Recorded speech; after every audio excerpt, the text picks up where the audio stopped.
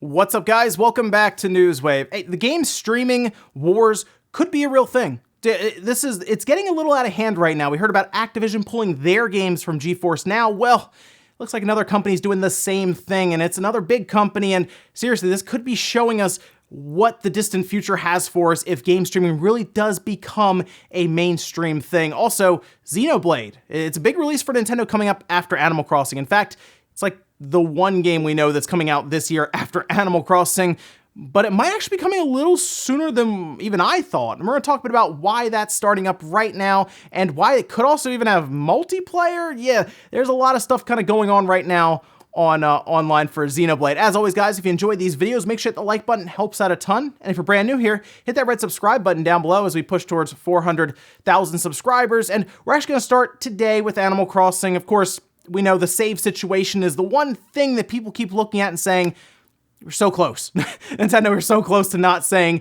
why are you doing this, Nintendo, when it comes to one of their big releases? Because otherwise, Animal Crossing looks really, really good. Like, it looks great. But people are still concerned about the idea of putting in years of their time into this game and not being able to back up your island. And it seems like Nintendo is confused themselves because they actually pulled down the entire Nintendo Direct that was centered on Animal Crossing, the one that happened last week that was like 27 or so minutes long, pulled the thing down and then put it back up, and they actually changed the fine print underneath of the slide that was about the save cloud backups for Animal Crossing. Remember, it came up and it said, oh, you can do this one time based around, oh, if there's an issue with theft or your system breaks, you have the opportunity to recover your island once. They actually changed that so that it says that there will be more information in the future.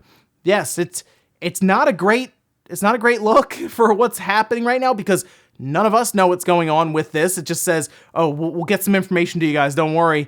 But it almost feels like even Nintendo internally, Japan is telling Nintendo America one thing and they're trying to assume and figure this out. And even they seem kind of dysfunctional when it comes to this to try to get the message out to us because I don't even think they know what to do here. So that's the one problem. And hopefully they can get this all figured out ahead of the release. Otherwise, it's going to be something that needs an update pretty quick. But we'll see about this one, and I'll keep following this to see if we have a solution in-game for backing up your saves. Oh, and while Switch owners have to wait a bit longer for Doom Eternal because it's coming out on the Xbox One, the PS4, and PC on March 20th, the Switch version is actually getting pushed a bit out. I'm thinking a few extra months to give Panic Button time to get everything done. But Doom 64 is still coming out. Yeah, we're still getting the old school Doom from Nintendo 64 that was never released anywhere else. That is still showing up March 20th. People have wondered how much will it cost, and we got our answer as the Nintendo store page on their website was updated with a pricing of $4.99. I think that's pretty good. Yeah, that's a good price for Doom 64, a game that's just been left on Nintendo 64 this whole time, finally coming up to a point where we have an image that should look a bit better, I would say. The 64 did some weird stuff to that image, and at times the frame rates and stuff would tank in games. Yeah, so I'm happy to see a game that's been stuck there actually get moved up to things like, of course, the Switch, which that'll be a big release, believe it or not, for the Switch that day, and then other platforms as well. So good stuff there, and we'll look forward to Doom 64 for $5. I'm gonna play Doom Eternal that day, but I mean, $5, just throw that in the cart too. Oh, and do you remember how we talked about the Nintendo PlayStation auction, how it was getting out of control, right? It was jumping rapidly in price. We're approaching $500,000 at one point in just a few days. It was going crazy. Well, something else has happened here, and it's a bit different. They're going the wrong way. Yeah, I don't know what's going on right now, but if you look at the page currently as of this recording, it's actually dropped about $100,000 after like the buyer's fee and everything else gets added in. It's down to about $360,000 or $300,000 with the sticker price there. That's odd. It was jumping up so fast, and now it's actually plummeting just as fast. It's very weird. All I can think of is that people looked at this as they were bidding and they realized they were just going to set it up on their shelf and do nothing with it. I'm not really sure what's going on. And keep in mind, remember we talked about before, the word was that the owner had actually turned down $1.2 million for this system in order to run this auction. Now, it does appear that there is a hidden reserve, which is the bare minimum price that they're willing to take to end this auction and actually have the sale go through. So we'll see what that reserve is, because if it doesn't go much higher, I feel like it's at least $1.2 million, and this entire thing won't really actually end in the system changing hands for money, but we'll see. A lot of times people like to jump in right at the end and spike the price. And guys, with some of the quick news out of the way, let's get into the bigger stuff. Let's start with Xenoblade Chronicles Definitive Edition. This is a game that needed a third chance. I say a third chance because it seems like every time it's come out, it's been tripped up in some way, right? Like, so it came out originally, of course, to the States on the Wii. GameStop had it as an exclusive, and they started seemingly opening brand new ones and putting it on the shelf because it got to the point where it was rare enough to where it was worth more used because GameStop could fluctuate that price. They couldn't touch the new one since there was MSRP, and the word was they were opening it, putting on shelves, but the bottom line was it was actually pretty hard to find at a fair price. It just got out of control, which is unfortunate because the game is very, very good. It reviewed highly, and everyone was looking for it, and the people that did get it were enjoying it on the Wii. And then it comes out on the new 3DS, but only in the new 3DS. It wouldn't work on the regular 3DS, and that once again threw some people off. And finally, we are getting the game, Definitive Edition, extra content added in, and a nice job on the visuals and things that they've shown so far, getting moved to the Switch, which has a large install base, and we expect to see it probably sell the best that it ever has on this platform. It's exciting stuff for the franchise and this game. And now it looks like there's a chance that this could actually release a bit sooner because if you go to its page, it actually has an ESRB rating now. That's right, it's been officially rated by the board, and it's of course been rated with the Korean ratings board as well. So it's kind of making the rounds here with all these ratings, and a lot of times when you see an ESRB rating, that means that the game is pretty much ready to go, just about. I mean, it still has to, finish manufacturing for the cartridges and all that stuff, but like the game itself is done, ready. And at this point, we have to find out a release date, and now people are wondering, could this actually be a late April release for Nintendo? And it's possible. Let's say that there is a direct, I don't know if it's happening this week or the next week or so, but like in the next 2 weeks, I would assume there'd be one, definitely before Animal Crossing. I mean, it could be like a late April release.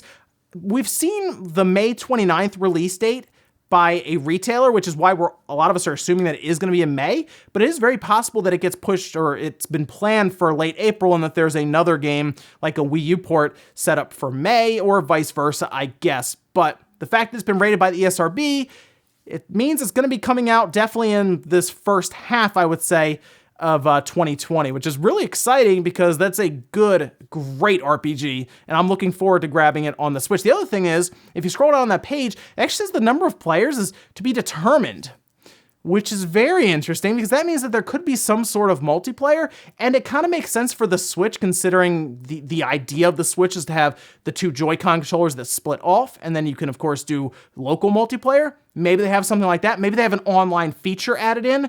There could be, they could do extra things to this game, the Definitive Edition, to add in some extra content, which could be a multiplayer mode.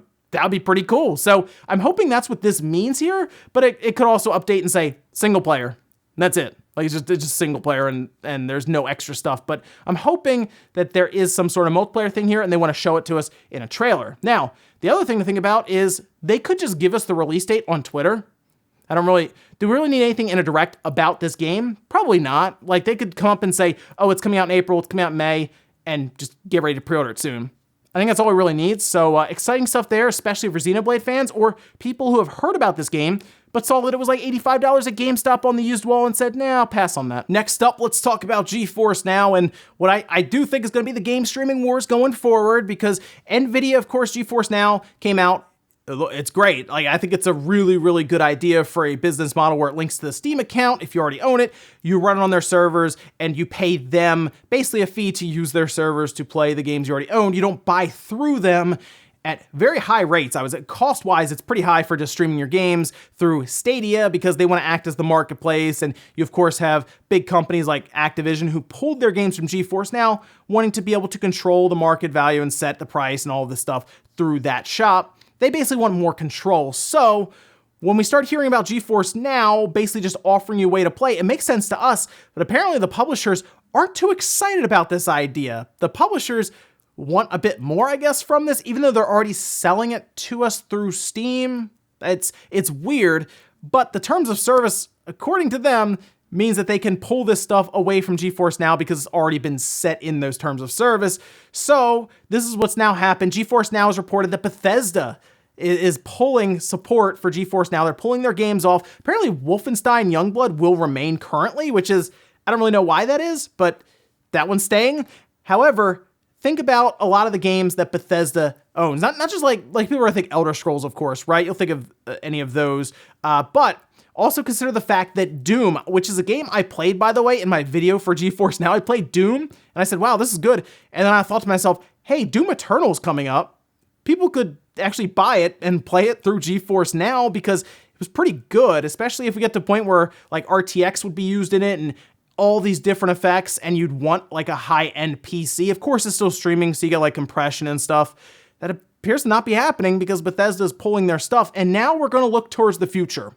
And I think this is going to be a thing where you have to decide which publishers you have access to for your streaming services, similar to what you do with like your cable stuff where you have cable packages, and most people are cutting the cord on that because of these things. But then you start talking about, okay, do I stack Hulu, Netflix?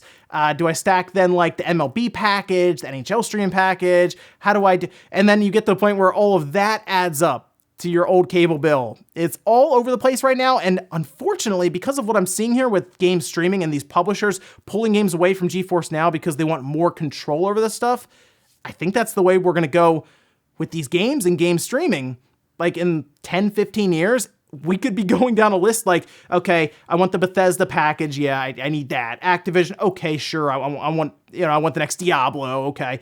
Yeah, that doesn't sound very fun. Next up, let's talk about a sale going on the eShop currently, and that's from Bandai Namco. There's also a really big sale going on the PlayStation Network currently. I thought about doing a separate video for that because there's like hundreds of games on sale there, whereas this one is a publisher sale from Bandai Namco, so it's a bit more, I would say, confined for the amount of deals that are going on, but there's some pretty good ones here. There's actually a list here that was made up by Nintendo Everything, and you can see quite a few on here. Dragon Ball Xenoverse 2, by the way, is marked down heavily, and I do like Xenoverse 2. Fighters also marked down to 15. If you were looking at Cyber Sleuth, the Digimon story game, that's actually down to 35. And then you do have a bunch of Naruto games on sale, as well as Ni no Kuni, which I think is still an excellent game to pick up if you have not. I know the Switch version is basically a straight port, and it's not like the HD 4K version, but the game is still very, very good. And then my big pick on here has to be Tales of Vesperia at half off at $25.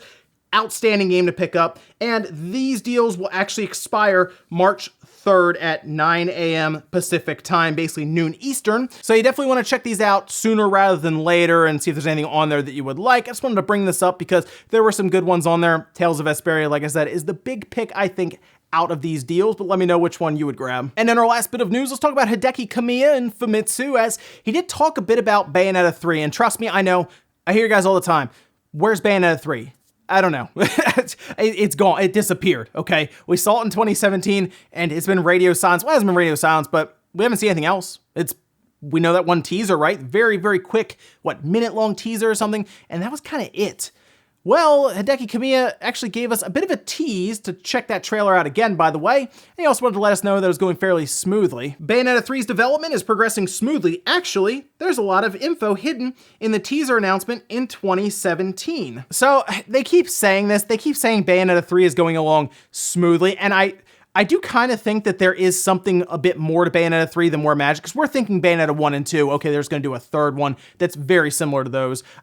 It'll still be the standard arcade action style game, right? I do believe that, but there could be a bit more to it. I don't know if it'll be like an open world or anything. I don't know if it'll be able to say anything like that, but I feel like this is going to be a fairly large Bayonetta game, and more so than even we would probably expect, with how long it seems to just be in development, and we don't even know much about it outside of that teaser trailer. And he is telling us to go back and look to see some of the hints and different things that maybe we missed, so might be worth checking that out. But they keep reassuring us. The best way to reassure us is hit us with a trailer or some gameplay, and maybe that's lined up for this year in a direct. I hope so. That means we could end up 4 years after they show it. Like, let's say this isn't until 2021. That would be insane. That would be so much longer than I would expect for a Bayonetta game to be revealed and then finally released. Oh, also, I want to point out very quickly in this interview, Kamiya talks a little bit about Beautiful Joe, saying, I hope Beautiful Joe will also get some focus. That was the first game I included slow motion in. We had a Dante on the PS2 version. Yeah, I would like to see Beautiful Joe 3. I mean, hey, Tencent dropped some money in there, right? To do some self-publishing? I don't know how all that would work out. If you could work with, I guess, Capcom, I think, right? If you could work with them to figure that out, that'd be pretty cool to get another Beautiful Joe game. I mean, I'm just hoping here, right? That it's wishful thinking. And we'll finish up with a comment of the day saying, I miss the days when we can save our games on the cartridge. Okay, so here's the real question, all right? So we used to be able to, of course, save the games on a cartridge. Super Nintendo game, Nintendo 64, 3DS, DS, all of those, right? Like you would put the game in, it would be on that cartridge, take it out. You didn't have memory card. But my question here was it better to save it to a memory card where all of your saves were, or was it better to save it to the cartridge? And I mean, there's a few things you can look at here. If you saved it to the cartridge and you were renting the game and you took it back, you had to hope that that same one was there. Whereas when we had a memory card, we were renting games, didn't matter which one we got. Like if you were renting PS2 or PS1 games, you would go back, you'd grab it, and it would be on that memory card. But if you lose that memory card, that one memory card could have like 10 or 12 saves on it.